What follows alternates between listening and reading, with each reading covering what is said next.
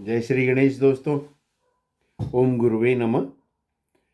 दोस्तों, Ganesha underscore astro counsellor से मैं मधुकर शर्मा। आज हम देखेंगे कैसा रहने वाला है मार्च महीना तुला राशि वाले जातकों के लिए। ये चंद्र राशि पे आधारित होगा और जनरल प्रेडिक्शंस रहने वाले हैं। दोस्तों, आइए देखते हैं किस प्रकार की ग्रह स्थिति रहने वाली है 1 मार्च को तुला राशि वाले जातकों के लिए। शुक्रदेव आपके लग्नेश बनते हैं, जो कि छठे भाव में मीन राशि में होंगे। यहाँ ये उच्च के होकर बैठे, साथ ही वे अष्टम भाव के भी स्वामी हैं। और बुद्धदेव, जो कि आपके भाग्य भाव के स्वामी हैं और 12वें भाव के स्वामी हैं, वो भी 27 फरवरी से छठे भाव में ही गोचर कर रहे हैं। 15 तारीख से बुध भी वक्री हो जाएंगे और शुक्रदेव 2 तारीख से वक्री हो ही जाएंगे। राहुदेव भी यहीं पर चल रहे हैं, छठे भाव में मीन राशि में। सूर्यदेव, जो लाभ भाव के स्वामी हैं, पंचम भाव में कुंभ राशि में चल रहे हैं। 14 मार्च को ये भी मीन राशि में प्रवेश करेंगे, ये भी छठे भाव में आ जाएंगे और 14 मार्च तक ये शनिदेव के साथ होंगे। और 14 मार्च के बाद ये जो है बुधदेव, सूर्यदेव, शुक्रदेव और राहुदेव छठे मार्च में आ जाएंगे। शनिदेव पंचम भाव में कुंभ राशि में चल रहे हैं। ये चौथे भाव के और पंचम भाव के स्वामी हैं। और 29 मार्च को शनिदेव भी छठे भाव में आ जाएंगे। ये बड़ा परिवर्तन होगा मार्च महीने में। गुरुदेव आपके छठे भाव के स्वामी और तीसरे भाव के स्वामी हैं, अष्टम भाव में गोचर कर रहे हैं। ये यहाँ पे शुक्रदेव की राशि वृषभ राशि में है, परिवर्तन योग में है। शुक्रदेव गुरु की राशि में और गुरुदेव शुक्र की राशि में। अब मंगल देव जो है वो धन भाव के स्वामी और सप्तम भाव के स्वामी हो गए और भाग्य भाव में बैठे हुए हैं, नवम भाव में मिथुन राशि में होंगे। केतुदेव जो है वो तुला राशि वालों के लिए 12वें भाव में कन्या राशि में होंगे। चंद्रदेव 2.25 दिन में राशि परिवर्तन कर ही लेते हैं। आइए अब बात करते हैं शुक्रदेव की। शुक्रदेव आपके लग्नेश हैं और छठे भाव में होंगे, उच्च के चल रहे हैं मीन राशि में। लग्नेश का छठे भाव में गोचर थोड़ा स्वास्थ्य को कमजोर करता है, तो स्वास्थ्य का ध्यान रखना होगा। अब शुक्रदेव क्या है, 2 मार्च से वक्री भी हो रहे हैं और इस माह कई सारे ग्रह आपके छठे भाव में गोचर करेंगे। बुधदेव, राहुदेव के साथ में शुक्रदेव हैं। कई सारे योग भी इस भाव में बनेंगे और थोड़ा सा ध्यान भी रखना होगा। अब बुधदेव मीन राशि में होकर के यहाँ पे नीच के होते हैं, परंतु ये यहाँ पर शुक्रदेव के साथ होंगे तो नीच भंग राजयोग में भी होंगे। अब शुक्रदेव अष्टम भाव के स्वामी हैं, छठे भाव में होंगे तो विपरीत राजयोग में भी होंगे। और इसी प्रकार बुधदेव 12वें भाव के स्वामी होकर के वो भी साथ में होंगे तो वो भी विपरीत राजयोग में होंगे। अब शुक्रदेव जो है, यानी कि विपरीत राजयोग का मतलब ये हुआ कि विपरीत परिस्थिति होने के बावजूद भी आप अपनी स्थितियों को कंट्रोल में कर लेंगे, उनसे पार पा जाएंगे। अब शुक्रदेव को सही रखने के लिए आप माता के मंदिर में दर्शन करें शुक्रवार के दिन, जीवन की सफलता की कामना के साथ में। साथ ही वैवाहिक जीवन में यदि कोई दिक्कतें आ रही है तो उनकी रोकथाम के लिए भी माता के मंदिर में दर्शन करना और माता के जो भी चुनरी, साड़ी वगैरह जो भी आप चढ़ाना चाहें वो माता के मंदिर में चढ़ा सकते हैं, ताकि शुक्र के लिए वो सही रहे। बात करते हैं आपके भाग्य देव और व्यय भाव के स्वामी बुद्धदेव की। बुद्धदेव क्या है कि छठे भाव में गोचर कर रहे हैं और ये यहाँ पे 27 फरवरी को आ गए थे। यहाँ मीन राशि में बुद्धदेव नीच राशि के होते हैं, परंतु शुक्रदेव के साथ होने के कारण नीच भंग राजयोग बनेगा। और 12वें भाव के स्वामी हैं, छठे भाव में हैं तो विपरीत राजयोग में होंगे।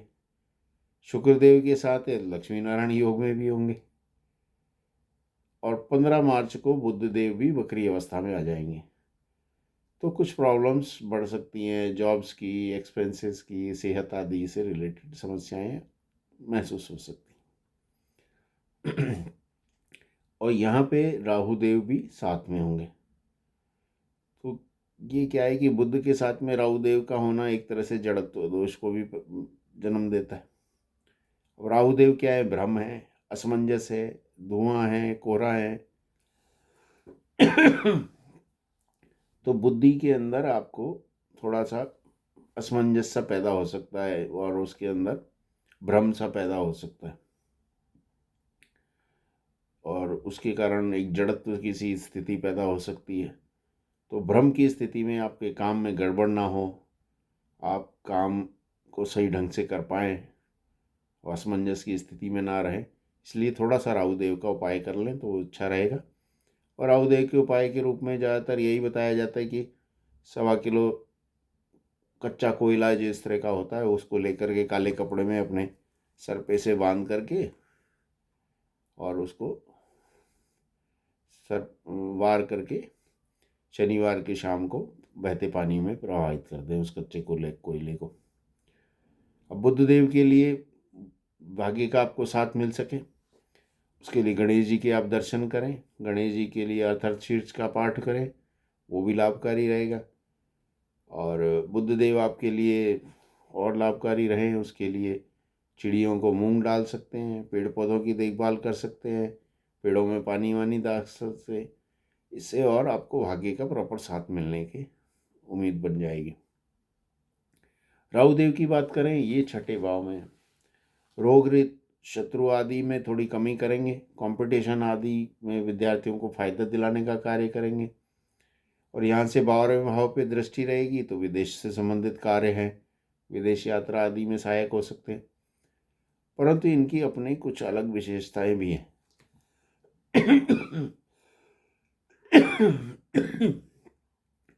तो ये क्या है कि बाकी उनके साथ होने से बुध के साथ, शुक्र के साथ, सूर्य के साथ और फिर लास्ट में शनि के साथ में भी होंगे, तो थोड़ा ध्यान आपको हर बात में रखना होगा। राहुदेव के लिए कोयले का उपाय बताया ही है, साथ में यदि आप कर सकें तो चींटियों को चीनी और आटा वगैरह खिला सकते हैं। शनिदेव जो हैं वो चौथे भाव के पंचम स्थान के स्वामी हैं और पंचम भाव में कुंभ राशि में विद्यमान है।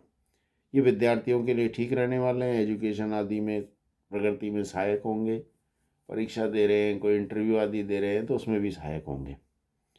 इनकी दृष्टि तीसरी दृष्टि जो है सप्तम भाव पे होगी, जो कि इनके शत्रु मंगल देव की राशि है, इनकी नीच राशि भी है, तो थोड़ा स्पाउस से, पार्टनर के साथ आपको परेशानी हो सकती है।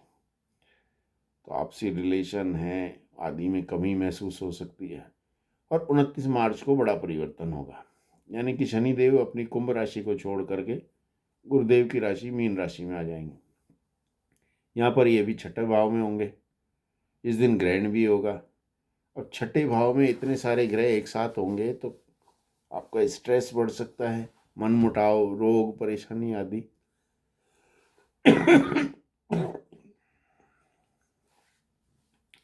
की संभावना भी हो सकती है। 29 तारीख से राहुदेव के साथ में शनि होंगे तो ये एक तरह से शापित दोष भी होता है। अब ये अनावश्यक कोई दो आपके ऊपर दोषारोपण हो, कोई लांछन आदि ना लगे, इन सब बातों का थोड़ा ध्यान रखना पड़ेगा। और राहु के जैसे उपाय बताएं वो कर लें तो उससे आपको इन चीज़ों में आराम मिलेगा। सूर्यदेव लाभ भाव के स्वामी हैं, पंचम भाव में हैं, और पंचम भाव में शनिदेव के साथ हैं तो तब तक थोड़ा कमज़ोर रहेंगे और 14 मार्च के बाद छठे भाव में आ जाएंगे, यहाँ थोड़ा आपको राहत देंगे। 14 मार्च को सूर्य का गोचर छठे भाव में होगा, तो ये जो है वैसे ये महीना जो है वो करीब करीब सभी के लिए कुछ ना कुछ विशेष ही रहने वाला है। यहाँ पर क्या है कि ये 6 ग्रह एक साथ एक जगह करीब आ रहे हैं, 5-6 ग्रह सब रहेंगे तो काम का प्रेशर बढ़ेगा, कुछ सरकारी कार्यों में, लीगल कार्यों में कुछ राहत मिल सकती है सूर्यदेव छठे भाव में के होने के कारण में। यहाँ गुरुदेव जो हैं वो तीसरे भाव और छठे भाव के स्वामी होकर के अष्टम भाव में हैं, शुक्रदेव की राशि में। ये भी यहाँ पर छठे भाव के स्वामी हैं, अष्टम भाव में, तो विपरीत राजयोग में है, परिवर्तन योग में भी है, तो रुका हुआ धन, अटका हुआ पैसा आदि दिला सकते हैं। प्रॉपर्टी आदि पे दृष्टि रहेगी तो उन क्षेत्रों में भी सहयोग प्राप्त होगा। दूसरे भाव पे दृष्टि रहेगी तो कुटुंब और धन के लिए भी अच्छे रहने वाले हैं। 12वें भाव पे दृष्टि रहेगी तो विदेश संबंधित कार्य, विदेश यात्रा आदि में भी सहयोग मिल सकता है। अब बात करते हैं मंगल देव की। मंगल देव क्या है कि 9वें भाव में, भाग्य भाव में बैठे। ये धन भाव, दूसरे भाव और पर जीवन साथी के भाव, सप्तम भाव के स्वामी हैं। ये आपको ऊर्जावान बनाए, कॉन्फिडेंस दिलाएंगे। तीसरे भाव में दृष्टि है, साहस पराक्रम बढ़ाएंगे, चुनौती लेने की प्रवृत्ति बढ़ाएंगे। विदेश भाव पे भी दृष्टि होगी, विदेश संबंधित कार्यों में भी सहायक होंगे, यात्राएं करवाएंगे, धार्मिक यात्रा भी करवा सकते हैं, हायर एजुकेशन आदि के क्षेत्र में भी सहायता मिल सकती है। अब बात करें चंद्रदेव की, जो कि 1.25 दिन में राशि परिवर्तन कर ही लेते हैं। तो 6 और 7 तारीख को, 15 और 16 तारीख को, और 25 और 26 तारीख को थोड़ा सा मन में अशांति, मन नहीं लगना, बेचैनी आदि रह सकती है। इसका थोड़ा सा ध्यान रखें। कुल मिलाकर के मार्च का महीना लगभग अलग ही प्रभाव देने वाला है, और इस पे थोड़ा सा ध्यान देना होगा, क्योंकि छठे भाव में कई ग्रह इकट्ठे होंगे, और इस महीने 2 ग्रहण भी एक साथ होंगे 15-15 दिन के अंतराल में। तो रोग आदि से थोड़ी सावधानी रखनी होगी, खर्चे बढ़ सकते हैं, नौकरी में परिवर्तन हो सकता है, स्ट्रेस आदि बढ़ सकता है, मैरिड लाइफ में समस्या आ सकती है। पर ये क्या है कि कुछ इसमें विपरीत राजयोग भी है, तो इतनी विपरीत स्थितियां होने के बावजूद भी आप उनसे पार पा जाएंगे। नई अपॉर्चुनिटीज़ बनेगी, स्टूडेंट्स के लिए भी ठीक रहेगा। और ये जो कुछ उपाय जो है शुक्रदेव के, राहु देव के, बुध देव के, इनको साथ की साथ कर लें तो राहत मिलेगी। वीडियो अच्छा लगा हो तो लाइक, सब्सक्राइब, शेयर करें, बेल आइकन भी दबा दें। धन्यवाद।